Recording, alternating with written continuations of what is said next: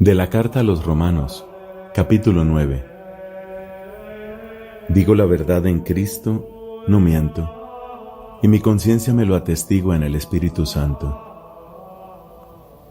Siento una gran tristeza y un dolor constante en mi corazón. Yo mismo desearía ser maldito, separado de Cristo, en favor de mis hermanos, los de mi propia raza. Ellos son israelitas. A ellos pertenecen la adopción filial, la gloria, las alianzas, la legislación, el culto y las promesas. A ellos pertenecen también los patriarcas, y de ellos desciende Cristo según su condición humana, el cual está por encima de todo, Dios bendito eternamente. Amén.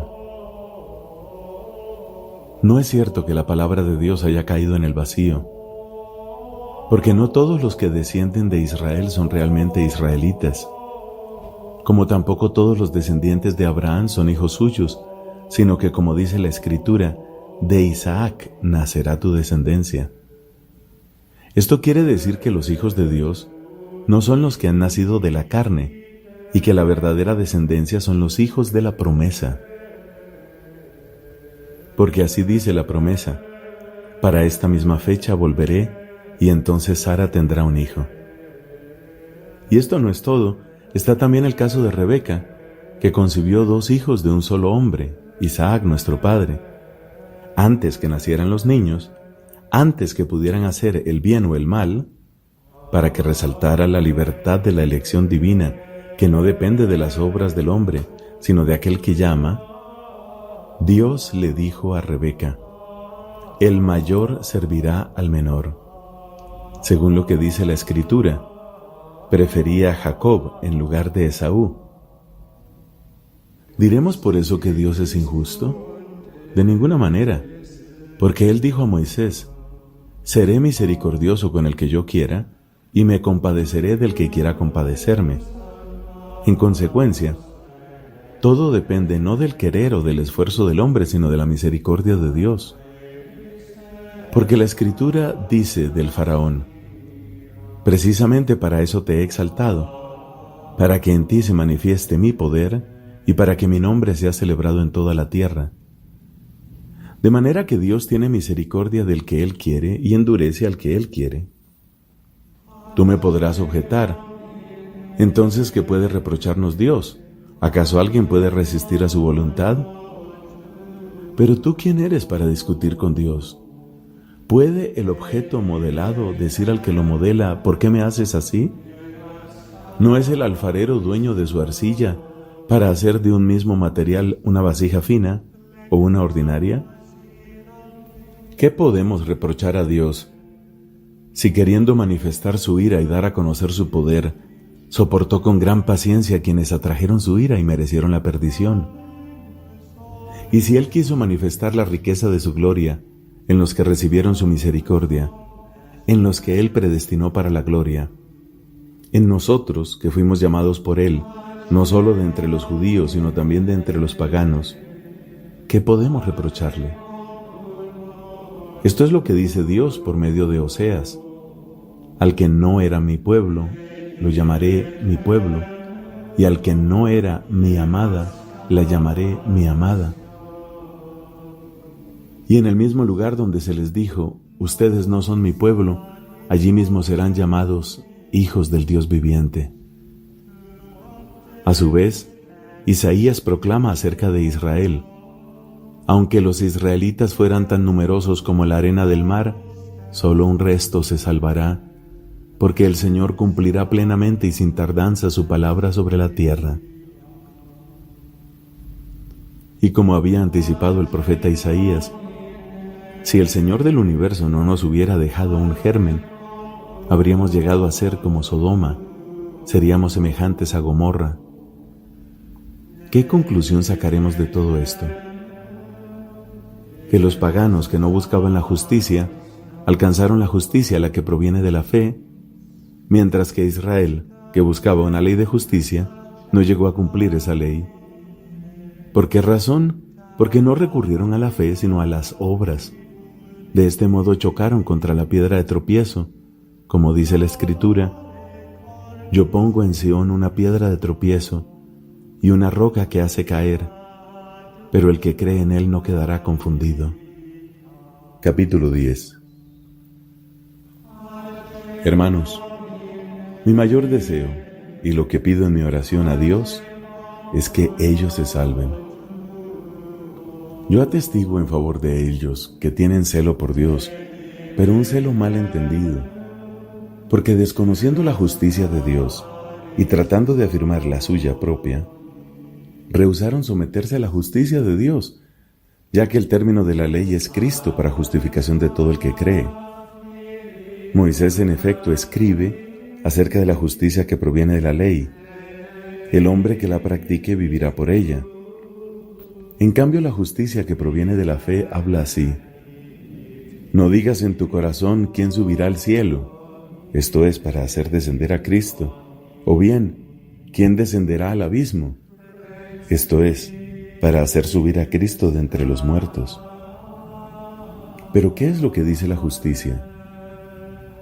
La palabra está cerca de ti, en tu boca y en tu corazón, es decir, la palabra de la fe que nosotros predicamos. Porque si confiesas con tu boca que Jesús es el Señor y crees en tu corazón que Dios lo resucitó de entre los muertos, serás salvado. Con el corazón se cree para alcanzar la justicia y con la boca se confiesa para obtener la salvación. Así lo afirma la Escritura: el que cree en Él no quedará confundido. Porque no hay distinción entre judíos y los que no lo son. Todos tienen el mismo Señor, que colma de bienes a quienes lo invocan, ya que todo el que invoque el nombre del Señor se salvará. Pero ¿cómo invocarlo sin creer en Él? ¿Y cómo creer sin haber oído hablar de Él?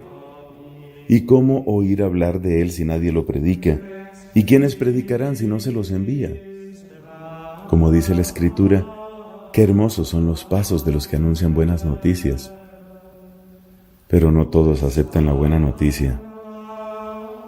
Así lo dice Isaías: Señor, ¿quién creyó en nuestra predicación?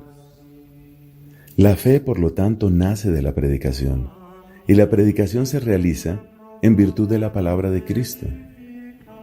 Yo me pregunto, ¿acaso no la han oído? Sí, por supuesto. Por toda la tierra se extiende su voz, y sus palabras llegan hasta los confines del mundo. Pero vuelvo a preguntarme, ¿es posible que Israel no haya comprendido? Ya lo dijo Moisés: yo los pondré celosos con algo que no es un pueblo, los irritaré con una nación insensata. E Isaías se atreve a decir: me encontraron los que no me buscaban, y me manifesté a aquellos que no preguntaban por mí. De Israel, en cambio, afirma: durante todo el día tendí mis manos a un pueblo infiel y rebelde. Capítulo 11. Entonces me pregunto, ¿Dios habrá rechazado a su pueblo? Nada de eso. Yo mismo soy israelita, descendiente de Abraham y miembro de la tribu de Benjamín. Dios no ha rechazado a su pueblo, al que eligió de antemano. ¿Ustedes no saben acaso lo que dice la Escritura en la historia de Elías? Él se quejó de Israel delante de Dios diciendo: Señor, han matado a tus profetas, destruyeron tus altares. He quedado yo solo y tratan de quitarme la vida. ¿Y qué le respondió el oráculo divino? Me he reservado 7,000 hombres que no doblaron su rodilla ante Baal. Así, en el tiempo presente, hay también un resto, elegido gratuitamente. Y si es por gracia, no es por las obras. De lo contrario, la gracia no sería gracia. ¿Qué conclusión sacaremos de esto? Que Israel no alcanzó lo que buscaba, sino que lo consiguieron los elegidos. En cuanto a los demás, se endurecieron, según la palabra de la Escritura. Dios los insensibilizó para que sus ojos no vean y sus oídos no escuchen hasta el día de hoy. Y David añade, que su mesa se convierta en una trampa y en un lazo, en ocasión de caída y en justo castigo. que se nublen sus ojos para que no puedan ver, y doblégales la espalda para siempre. Yo me pregunto entonces, ¿el tropiezo de Israel significará su caída definitiva? De ninguna manera. Por el contrario, a raíz de su caída, la salvación llegó a los paganos, a fin de provocar los celos de Israel. Ahora bien, si su caída enriqueció al mundo y su disminución a los paganos, ¿qué no conseguirá su conversión total? A ustedes que son de origen pagano, les aseguro que en mi condición de apóstol de los paganos hago honor a mi ministerio, provocando los celos de mis hermanos de raza, con la esperanza de salvar a algunos de ellos. Porque si la exclusión de Israel trajo consigo la reconciliación del mundo, su reintegración ¿no será un retorno a la vida? Si las primicias son santas, también lo es toda la masa. Si la raíz es santa, también lo son las ramas. Si algunas de las ramas fueron cortadas, y tú, que eres un olivo silvestre, fuiste injertado en lugar de ellas, haciéndote partícipe de la raíz y de la savia del olivo, no te enorgullezcas frente a las ramas. Y si lo haces, recuerda que no eres tú quien mantiene a la raíz, sino la raíz a ti. Me dirás, estas ramas han sido cortadas para que yo fuera injertado. De acuerdo, pero ellas fueron cortadas por su falta de fe. Tú en cambio estás firme gracias a la fe. No te enorgullezcas por eso. Más bien, teme.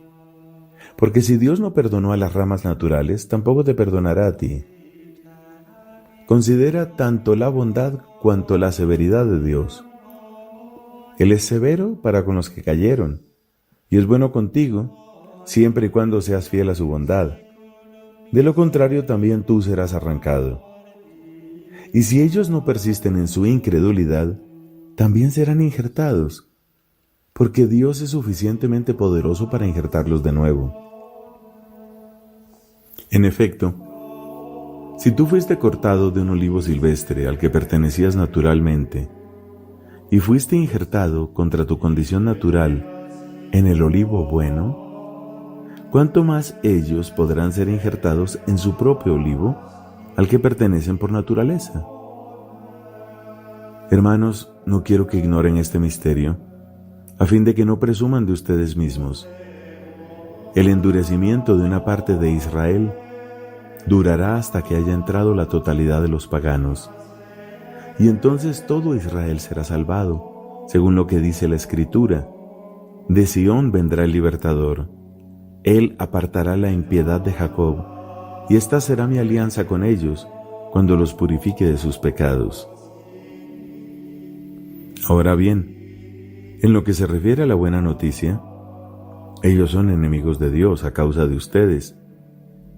Pero desde el punto de vista de la elección divina, son amados en atención a sus padres, porque los dones y el llamado de Dios son irrevocables. En efecto, ustedes antes desobedecieron a Dios, pero ahora, a causa de la desobediencia de ellos, han alcanzado misericordia. De la misma manera, ahora que ustedes han alcanzado misericordia, ellos se niegan a obedecer a Dios, pero esto es para que ellos también alcancen misericordia.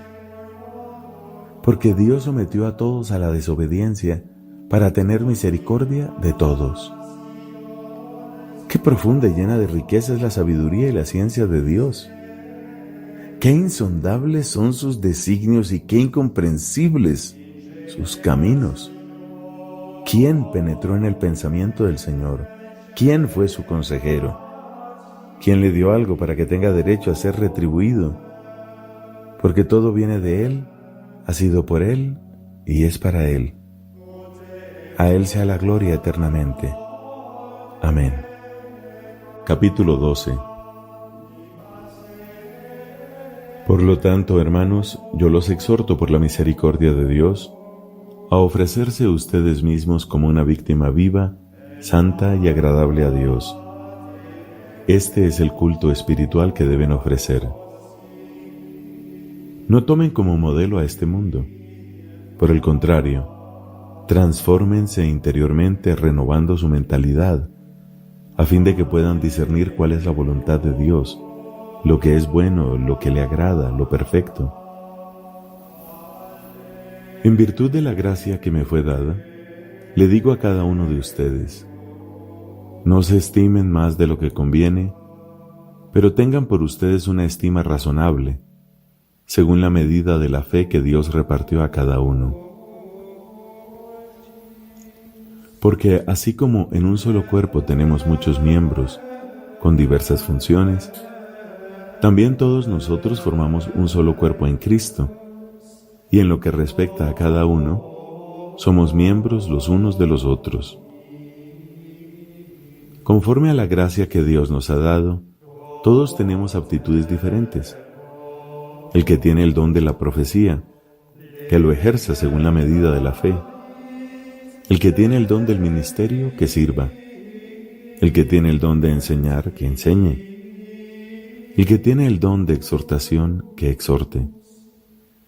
El que comparte sus bienes, que dé con sencillez. El que preside la comunidad, que lo haga con solicitud. El que practica misericordia, que lo haga con alegría. Amen con sinceridad, tengan horror al mal y pasión por el bien. Ámense cordialmente con amor fraterno, estimando a los otros como más dignos. Con solicitud incansable y fervor de espíritu, sirvan al Señor. Alégrense en la esperanza, sean pacientes en la tribulación y perseverantes en la oración. Consideren como propias las necesidades de los santos y practiquen generosamente la hospitalidad. Bendigan a los que los persiguen, bendigan y no maldigan nunca. Alégrense con los que están alegres y lloren con los que lloran. Vivan en armonía unos con otros, no quieran sobresalir. Pónganse a la altura de los más humildes, no presuman de sabios. No devuelvan a nadie mal por mal, procuren hacer el bien delante de todos los hombres. En cuanto dependa de ustedes, traten de vivir en paz con todos. Queridos míos, no hagan justicia por sus propias manos, antes bien, den lugar a la ira de Dios, porque está escrito, yo castigaré. Yo daré la retribución, dice el Señor. Y en otra parte está escrito, si tu enemigo tiene hambre, dale de comer, si tiene sed, dale de beber. Haciendo esto, amontonarás carbones encendidos sobre su cabeza. No te dejes vencer por el mal, por el contrario, vence al mal haciendo el bien. Capítulo 13. Todos deben someterse a las autoridades constituidas, porque no hay autoridad que no provenga de Dios, y las que existen han sido establecidas por Él. En consecuencia, el que resiste a la autoridad se opone al orden establecido por Dios, atrayendo sobre sí la condenación. Los que hacen el bien no tienen nada que temer de los gobernantes, pero sí los que obran el mal. Si no quieres sentir temor de la autoridad, obra bien y recibirás su elogio. Porque la autoridad es un instrumento de Dios para tu bien. Pero teme si haces el mal, porque ella no ejerce en vano su poder, sino que está al servicio de Dios para hacer justicia y castigar al que obra mal. Por eso es necesario someterse a la autoridad, no solo por temor al castigo, sino por deber de conciencia. Y por eso también ustedes deben pagar los impuestos. Los gobernantes, en efecto, son funcionarios al servicio de Dios, encargados de cumplir ese oficio. Den a cada uno lo que le corresponde. Al que se debe impuesto, impuesto. Al que se debe contribución, contribución. Al que se debe respeto, respeto. Y honor a quien le es debido. Que la única deuda con los demás sea la del amor mutuo. El que ama al prójimo ya cumplió toda la ley. Porque los mandamientos, no cometerás adulterio, no matarás, no robarás, no codiciarás y cualquier otro, se resumen en este: amarás a tu prójimo como a ti mismo. El amor no hace mal al prójimo, por lo tanto el amor es la plenitud de la ley. Ustedes saben en qué tiempo vivimos y que ya es hora de despertarse, porque la salvación está ahora más cerca de nosotros que cuando abrazamos la fe. La noche está muy avanzada y se acerca el día. Abandonemos las obras propias de la noche y vistámonos con la armadura de la luz. Como en pleno día, procedamos dignamente. Basta de excesos en la comida y en la bebida. Basta de lujuria y libertinaje. No más peleas ni envidias. Por el contrario, revístanse del Señor Jesucristo y no se preocupen por satisfacer los deseos de la carne. Capítulo 14. Sean comprensivos con el que es débil en la fe sin entrar en discusiones. Mientras algunos creen que les está permitido comer de todo, los débiles solo comen verduras. Aquel que come de todo no debe despreciar al que se abstiene, y éste a su vez no debe criticar al que come de todo, porque Dios ha recibido también a éste. ¿Quién eres tú para criticar al servidor de otro? Si él se mantiene firme o cae, es cosa que incumbe a su dueño, pero se mantendrá firme porque el Señor es poderoso para sostenerlo. Unos tienen preferencia por algunos días, mientras que para otros todos los días son iguales. Que cada uno se atenga a su propio juicio. El que distingue un día de otro lo hace en honor del Señor, y el que come también lo hace en honor del Señor, puesto que da gracias a Dios. Del mismo modo, el que se abstiene lo hace en honor del Señor y también da gracias a Dios. Ninguno de nosotros vive para sí, ni tampoco muere para sí. Si vivimos, vivimos para el Señor, y si morimos, morimos para el Señor. Tanto en la vida como en la muerte, pertenecemos al Señor. Porque Cristo murió y volvió a la vida para ser Señor de los vivos y de los muertos. Entonces, ¿con qué derecho juzgas a tu hermano? ¿Por qué lo desprecias? Todos, en efecto, tendremos que comparecer ante el tribunal de Dios, porque está escrito: juro que toda rodilla se doblará ante mí y toda lengua dará gloria a Dios, dice el Señor. Por lo tanto, cada uno de nosotros tendrá que rendir cuenta de sí mismo a Dios. Dejemos entonces de juzgarnos mutuamente. Traten más bien de no poner delante de su hermano nada que lo haga tropezar o caer. Estoy plenamente convencido en el Señor Jesús de que nada es impuro por sí mismo. Pero si alguien estima que una cosa es impura, para él sí es impura. Si por un alimento afliges a tu hermano, ya no obras de acuerdo con el amor. No permitas que por una cuestión de alimentos se pierda aquel por quien murió Cristo. No expongan a la maledicencia el buen uso de la libertad. Después de todo, el reino de Dios no es cuestión de comida o de bebida, sino de justicia, de paz y de gozo en el Espíritu Santo. El que sirve a Cristo de esta manera es agradable a Dios y goza de la aprobación de los hombres. Busquemos, por lo tanto, lo que contribuye a la paz y a la mutua edificación. No arruines la obra de Dios por un alimento. En realidad todo es puro, pero se hace malo para el que come provocando escándalo. Lo mejor es no comer carne, ni beber vino, ni hacer nada que pueda escandalizar a tu hermano. Guarda para ti delante de Dios lo que te dicta tu propia convicción. Feliz el que no tiene nada que reprocharse por aquello que elige. Pero el que come a pesar de sus dudas es culpable porque obra de mala fe, y todo lo que no se hace de buena fe es pecado. Capítulo 15.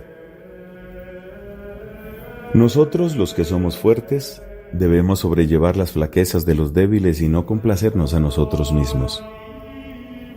Que cada uno trate de agradar a su prójimo para el bien y la edificación común. Porque tampoco Cristo buscó su propia complacencia.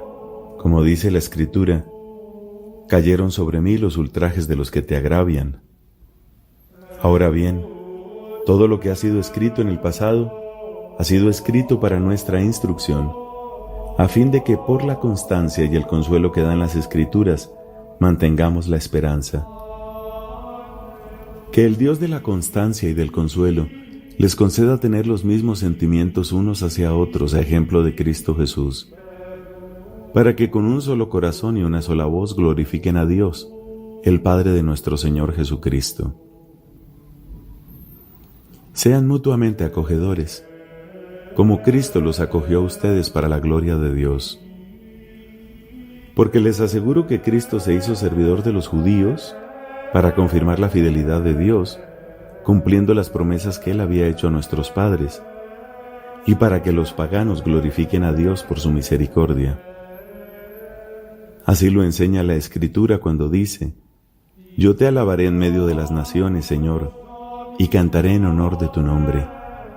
Y en otra parte dice: Pueblos extranjeros, alégrense con el pueblo de Dios. Y también afirma: Alaben al Señor todas las naciones, glorifíquenlo todos los pueblos. Y el profeta Isaías dice a su vez: Aparecerá el brote de Jesé, el que se alzará para gobernar las naciones paganas, y todos los pueblos pondrán en él su esperanza. Que el Dios de la esperanza los llene de alegría y de paz en la fe, para que la esperanza sobreabunde en ustedes por obra del Espíritu Santo. Por mi parte, hermanos, estoy convencido de que ustedes están llenos de buenas disposiciones y colmados del don de la ciencia, y también de que son capaces de aconsejarse mutuamente. Sin embargo, les he escrito, en algunos pasajes con una cierta audacia, para recordarles lo que ya saben, correspondiendo así a la gracia que Dios me ha dado, la de ser ministro de Jesucristo entre los paganos, ejerciendo el oficio sagrado de anunciar la buena noticia de Dios, a fin de que los paganos lleguen a ser una ofrenda agradable a Dios, santificada por el Espíritu Santo.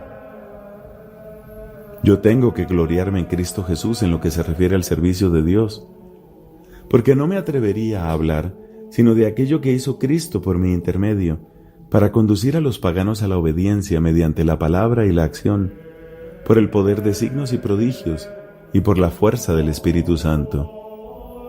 Desde Jerusalén y sus alrededores hasta Iliria, he llevado a su pleno cumplimiento la buena noticia de Cristo, haciendo cuestión de honor no predicar la buena noticia allí donde el nombre de Cristo ya había sido invocado, para no edificar sobre un fundamento puesto por otros.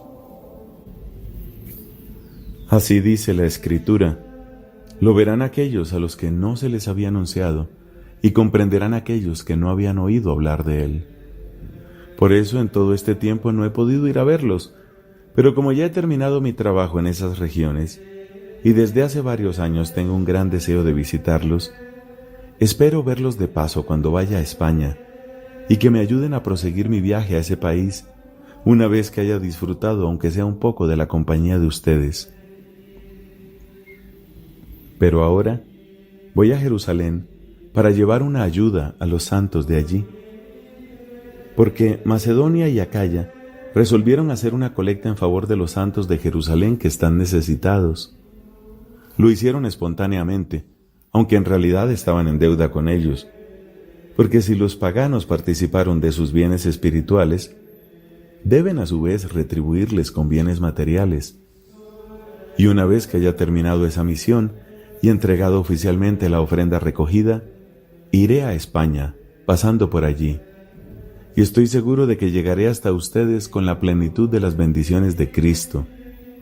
Les ruego, hermanos, en nombre de nuestro Señor Jesucristo, y por el amor del Espíritu Santo, que luchen junto conmigo intercediendo ante Dios por mí, a fin de que en Judea no caiga en manos de los incrédulos, y los santos de Jerusalén reciban con agrado la ofrenda que les llevo.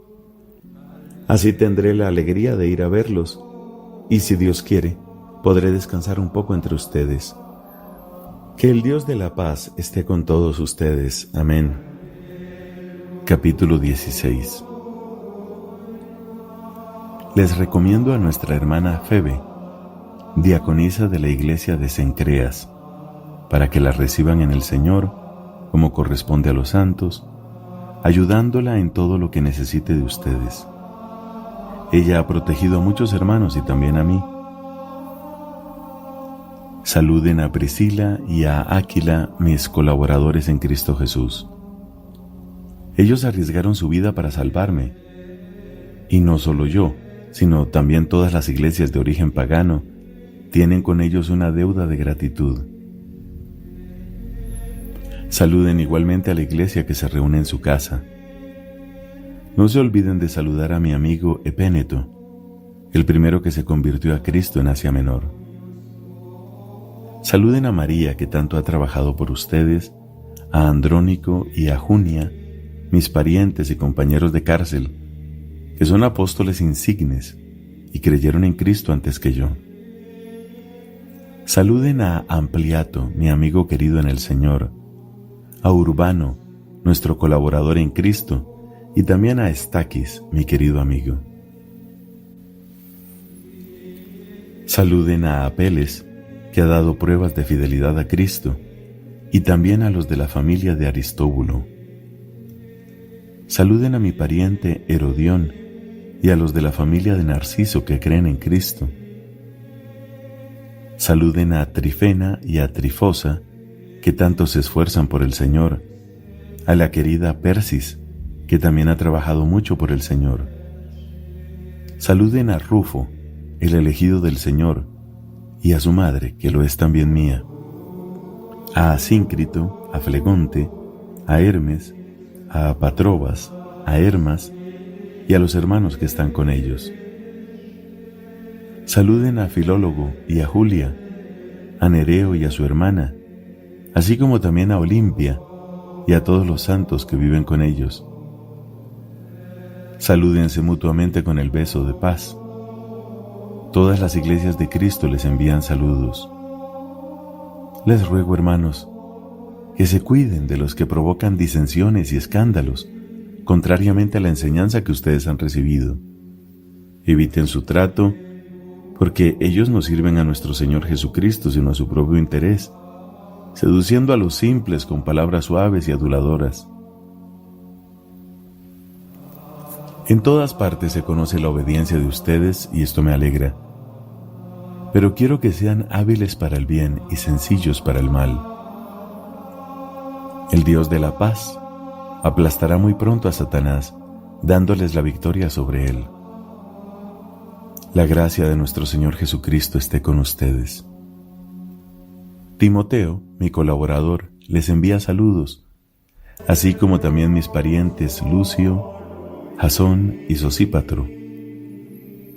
Yo, Tercio, que he servido de amanuense, los saludo en el Señor.